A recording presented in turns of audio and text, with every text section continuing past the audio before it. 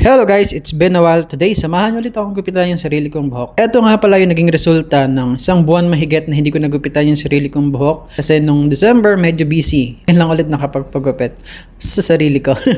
Bawas nga lang pala yung gupit ko dito guys kasi hindi ko alam yung igugupit ko. Tapos hindi ko na rin babawasan yung tuktok para hindi ganun kahaba yung video natin. Tapos guys, kwento ko lang. Dapat hindi na sana ako babalik sa pagsi-self-cut kasi meron akong nakitang barber.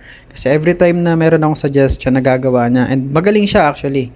Ang kaso nga lang, lumipat na siya ng ibang lugar. Medyo hassle sa akin yun kung pupunta pa ako doon. So that's why, nag-start na ulit ako mag-self-cut.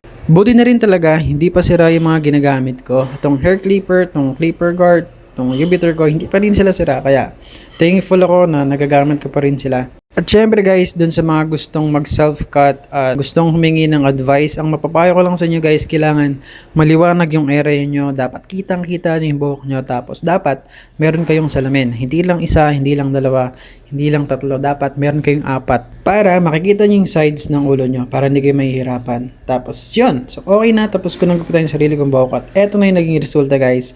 Sana nagustuhan nyo.